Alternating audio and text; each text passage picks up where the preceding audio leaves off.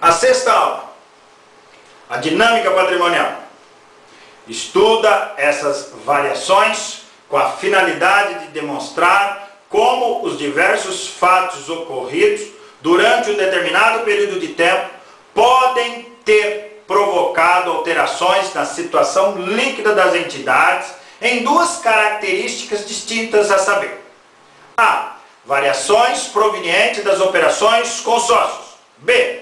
Variações provenientes das operações da empresa. As demonstrações contábeis da dinâmica patrimonial têm por objetivo apresentar a evolução dos fenômenos patrimoniais em determinado período, evidenciando as variações provocadas pelos fatos ocorridos neste mesmo período. Demonstração de resultado do exercício, demonstração de lucros ou prejuízo acumulado, demonstração das mutações do patrimônio líquido, demonstrações de origens e aplicações de recursos. As demonstrações de resultado do exercício caracteriza por um relatório contábil que procura demonstrar o resultado obtido em um determinado período de tempo através da confrontação entre as receitas e despesas deste mesmo período. As demonstrações de lucros ou prejuízo acumulado apresentam os lucros obtidos em exercícios anteriores com seus respectivos ajustes, adicionando-se ao mesmo o resultado do período e excluindo as transferências de modo a apresentar o saldo acumulado no final do período. As demonstrações das mutações do patrimônio líquido é um relatório que demonstra a composição do patrimônio líquido e as alterações ocorridas durante um determinado período de tempo. Trata-se de uma peça contábil que facilita o trabalho daqueles que irão analisar e interpretar as variações do patrimônio líquido.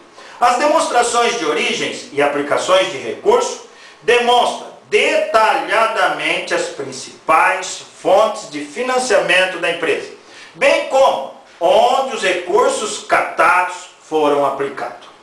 A demonstração de resultado, conforme já exposto, procura apresentar o resultado obtido por uma entidade em um determinado período de tempo, através da comparação entre as receitas e despesas desse mesmo período. Por que fixar demonstração de resultado do exercício? Porque é a partir deste momento que podemos identificar realmente se a empresa está tendo uma situação de lucro, de equilíbrio ou de prejuízo. Atos e fatos administrativos.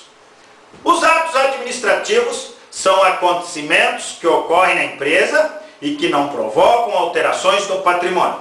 Por exemplo, a admissão de empregados, assinatura de contratos de compras, de vendas e de seguros diversos, aval de títulos, fianças em favor de terceiros. Ou seja, os atos administrativos são os documentos que originam um fato. Os fatos administrativos são os acontecimentos que provocam variações nos valores patrimoniais, podendo ou não alterar o patrimônio líquido. São os documentos que geram a contabilização. Escrituração contábil é uma técnica que consiste em registrar nos livros próprios da contabilidade, diário, razão, caixa e muitos outros, todos os fatos administrativos que ocorrem na empresa. O controle contábil das empresas começa com a escrituração dos eventos no livro diário, completando-se depois nos demais livros de escrituração. É através dos fatos administrativos que ocorre a gestão do patrimônio das empresas. E esses fatos são registrados por meio da escrituração. Existem dois tipos de regimes para escrituração.